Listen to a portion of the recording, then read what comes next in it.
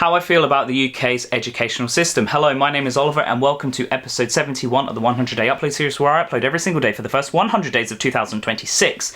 Now, I'm making this video specifically because I left school 11 years ago and this year my son will be starting school, which is absolutely amazing. But I had a lot of issues with school, and I personally have a lot of issues with the educational system, as my siblings had issues, as my parents had issues. Loads of people I know had issues with the educational system. So I'm going to go through these points that I've written down on my laptop, and I'm going to refer them to real life experiences as well, just so you can understand how I personally feel about it and why I feel the educational system in the UK sucks. Point number one. The educational system was designed for a different world, and it was. The educational system was designed for factory workers, people to work 9 to 5s, not creative people, not entrepreneurs, not people who wanted more out of life. Since the educational system was designed, there's been lots of new jobs, lots of new career paths, loads of things that people still need to learn. So the education system was not designed for this and definitely needs a very modernised upgrade to help people succeed as much as they can. Will they do it? No, because we do still need these cogs in the system to help the infrastructure and the economy grow. Point number two, schools prioritise exams over real life skills. Yeah, that's true. I remember my teachers really hammering down on the fact that we needed to do really well in our exams. Now, I'm someone who was doing exam work in year 7, and I'm someone who was in the gifted and talented, and I did things like that. I didn't pass all of my exams, and that's the truth. And that's because, honestly, by the time I got to the exam period, yeah, all our teachers quit for year 10 and 11, which sucked. But I just didn't care. I didn't like exams, and since leaving school, the last 11 years, I have had more life experience than anyone I know. So I can personally say I've learnt more outside of education than within education. So to be honest with you, even if you fail your exams, it doesn't mean you're stupid, because a lot of people who fail them become successes, and a lot of high IQ people fail exams because they overthink the questions, and that happened when I retook my English. I failed it again. Number 3, financial education is almost completely missing. Absolutely it is completely missing. Education needs to be teaching finance. I taught everything I know about finance. Granted, I did also do accounting and business for a year at college, but I've taught myself everything about finance. I've taught myself about the stock market. I've taught myself about investing, dividends, high yield savings. I taught myself all of this. My parents didn't teach me this. I taught myself it, and I'm teaching my son it. Why didn't we learn it in school? Honestly, why didn't we? No one knows about taxes. Really, like honestly, we need to know about capital gains tax. We need to know this sort of stuff. Why aren't we being taught it? I have absolutely no idea. And that brings me on to point number 4. Students leave school unprepared for money, work, or housing. Yeah, they do. I remember trying to find somewhere to live when I was 17 and homeless, and I remember trying to find places. I didn't know I had to be 18. You hear in America about emancipation, but in the UK it's not a thing. So I couldn't even get housing when I was 17 years old. It honestly, the whole thing sucked. No one taught me about money, but lucky for me, I was a saver my whole life and I saved everything. So that really helped me because I didn't like spending money anyway, so at least I knew what to do. And work, we're told to go and hand out our CVs.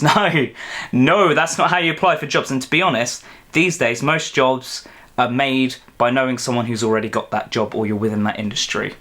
Why do you think everyone wants to become YouTubers and stuff? All the younger kids?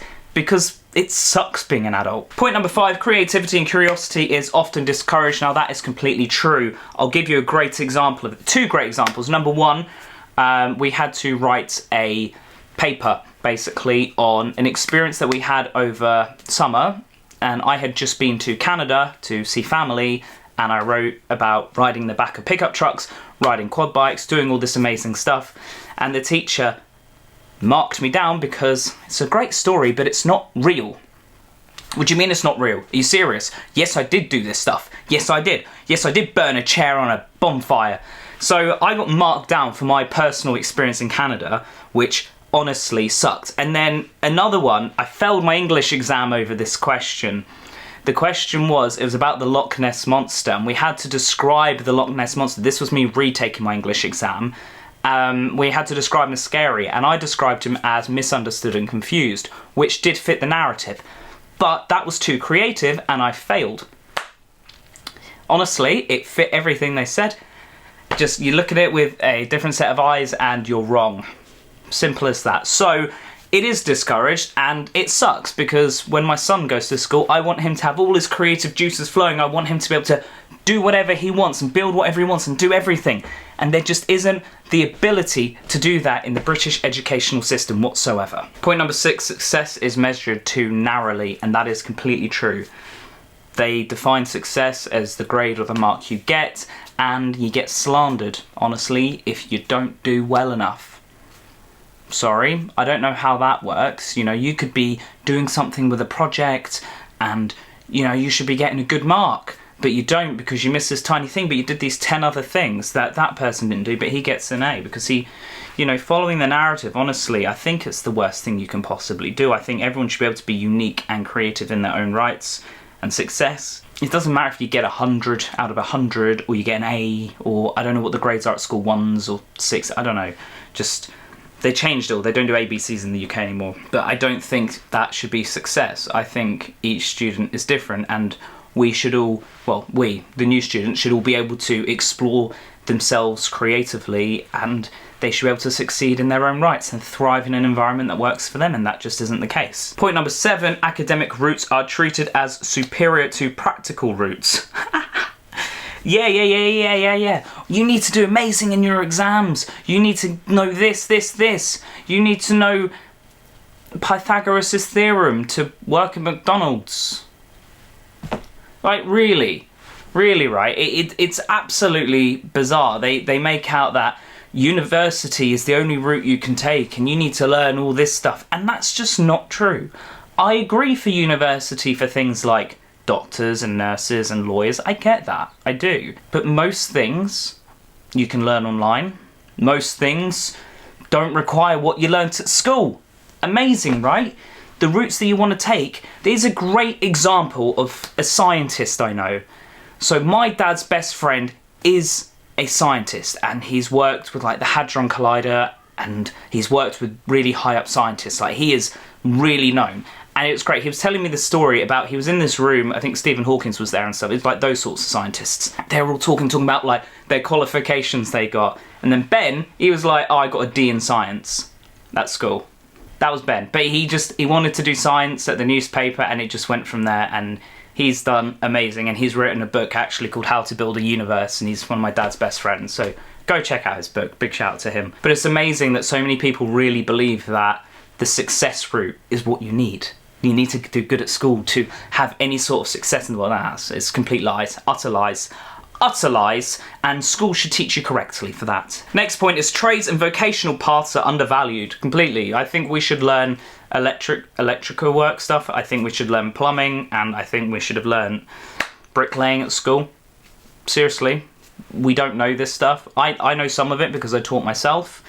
But a lot of people don't know it, and a lot of people should know it. Knowing labourer positions, I think, should be known, because how many plumbers do you know? Probably not many, if any.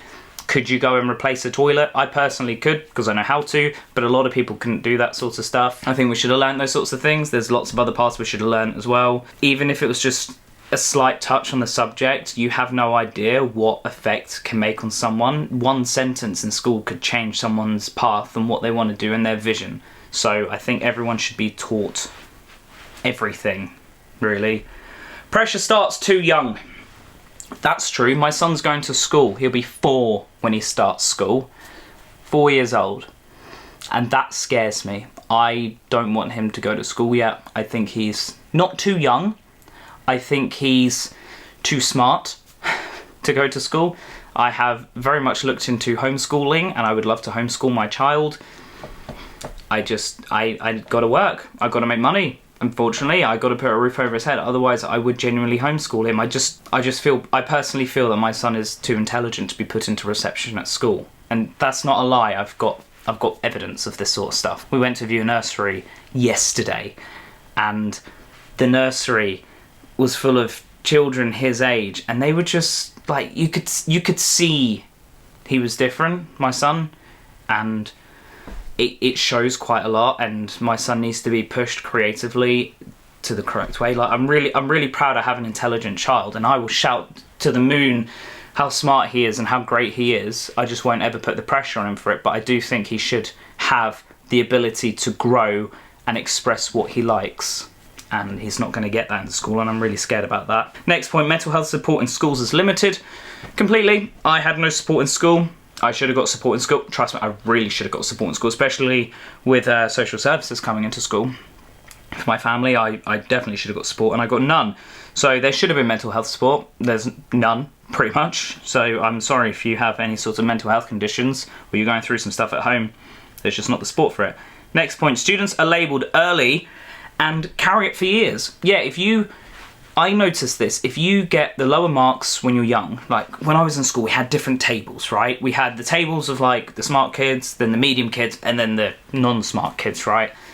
I was on the smart kids tables, but there was always those kids on the lower table. If you're on the lower tables, you are usually given lower work papers, which correlated to your SATs, which then correlated to the classes you get put in high school, and it just spins from there. So I personally feel that we shouldn't have been labelled. I think there should have been a mix. You never know. Some kids could have taught me stuff. I could have taught some other kids stuff when I was at school. Rather than segregation for intelligence, it's not good. And then if you're labelled as the naughty kid, that sucks. There's so many kids who are the naughty kid who are multi-millionaires now. So if you were labelled as that, honestly, go on it, do it. Go become a multimillionaire, because I know you can do it. Next point is one size fits all teaching does not fit real people. Every child is different. Every child learns at their own rate. Every child has different hobbies and likes, and you know, their brains might not be as spongy as others to take things in.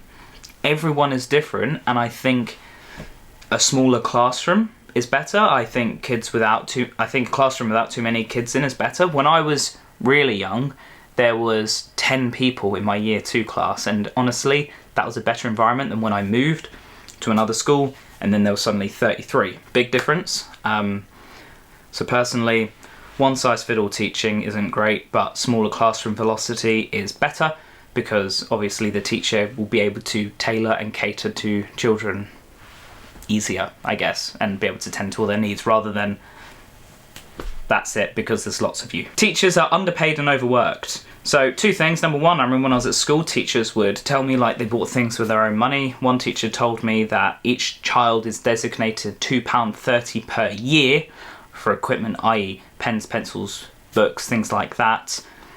And obviously that meant teachers were pulling out their own pockets to make sure their kids had the stuff they needed to learn, and kids also break things and take things and stuff, so things were different. In regards to underpaid, the only teacher I know is my sister. I haven't spoke to her in years and years and years. Is she underpaid? I have no idea, but I know what kind of property she has, and I know her mortgage, thanks to my mum. And based on that, I'm going to assume she's underpaid. 100%. Next point is class sizes make individual attention impossible. I just brought up the class sizes. That's the whole point. The smaller classes, the better, because the teacher will be able to get to know each student individually and be able to tailor to each student. I have been in classrooms where there's been 10 kids. I think the smallest class I was in once was 8, and the biggest classroom was, I think, 42. Very, very, very big size difference. And when there's 42 kids, do you know what? Did the teacher know my name? Just about. Just about. Didn't want to learn to pronounce my surname, but just about knew my first name. And it just sucked, because when they'd hand out the work, they don't know what I knew and didn't know. They didn't know if I needed help or not. They didn't know if they needed to explain things a bit differently. And that was one thing, because, again, as I said, not all kids learn things the same. Yet, when I was in a classroom of 8-10 people, you know, Miss Dale, she could go around the class and she could talk to all of us, and she knew us all individually. And she was actually a great teacher, and, you know, she spoke to us all great. Not Miss Rice. She was in the other class. She wasn't great. She purposely stepped on my brother's hand because he accidentally stepped on a girl's hand. Next point. The system rewards memory, not thinking. Yeah, that's one thing I've learned, and that's one thing I keep bringing up to people at the moment that I know. People who keep reciting things that they've heard. That's cool, but make your own opinion. My memory is good. And when I was at school, I had a really good memory, and I could learn well.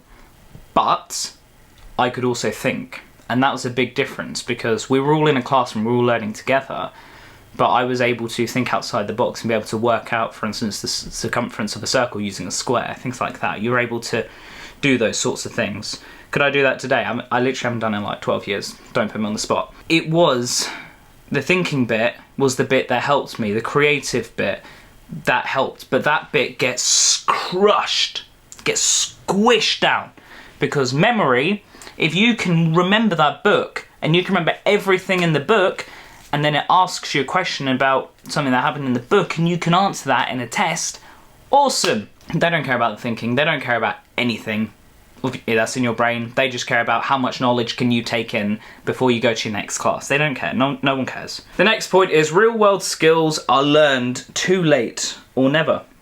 Yeah. There's a guy online who keeps posting things he didn't learn till he was 30 or in his 30s. That's a great example. He didn't learn these things till he was in his 30s. Real world skills, I'm very lucky to have had a real world life. I'm very lucky to, I guess, have been homeless and experienced a lot of things. But I know people to this day who wouldn't even be able to book a flight. I know people who wouldn't know how to start a business on company's house. I know people who can't even drive. I know too many people who can't drive, actually. There's so many skills that we should have learned at school that we didn't. We should learn how to do things. We should have learned how to code. Seriously, I wish there was a coding class at school. That would have been absolutely amazing, but they don't care. Schools don't care. They're just there to speak gobbledygook, make you take it in, and hopefully when you're 18 years old and you're out in the real world, providing you don't go to university, you work it out from there. And that's the thing. You're meant to just work it out. Once you're out the education system, it's like, haha, that's your fault. I don't like the educational system. I don't like the education system in the UK. The kids are not tailored to. The kids are not looked after properly. And I went through enough with it myself. There's loads of stories from my family that went through certain things and friends that went through certain things. I fear for my son when he goes to education, when he starts school. I have 2 more points here. Schools don't prepare you for modern adulthood, which is exactly what I was saying. You're just thrown out in the streets and it's like, ha ha. That's what it is, isn't it? You're just thrown out in the world. Go on. You should all be the same. Good luck. No, seriously, just schools suck. And the final point is education should evolve with society, but it moves slowly. Honestly, I say it moves slowly because you see online of parents talking about their kids learning about COVID and things, so like the education system is slowly changing and kids are slowly learning different things, but children are not learning what they need to do. I'll tell you this right now, this very second my son is sitting out there and he's on the Xbox and he's playing Minecraft and he's doing awesome building stuff and he's doing amazing things. My son has great hand-eye coordination and those skills should be harnessed and they should be used and he should be able to maybe even learn to code, build games, things like that. I don't know. He should be able to do that in school, and guess what? He probably won't even get to touch a computer at school until he's in year 3. That's just how it is. Schools don't care. Schools don't want you to learn. They don't. They want you to be factory workers. So that's how I feel about the educational system personally. Would I send my son to school? Yes, because I need to work. Do I want to send him to school? No. Have I applied for school for him? Yes. And am I looking at alternative schools? Absolutely. Because I only want different. I only want the best for him. And if that means me relocating anywhere, I'll happily do it. Because his education matters and education is a whole life thing. Just school absolutely sucks. Every day you learn. I learned so much every single day. And I just want my son to learn more and more and more. And I want him to have a brain better than mine by the age of 10. Adios. I'll see you guys tomorrow. Goodbye.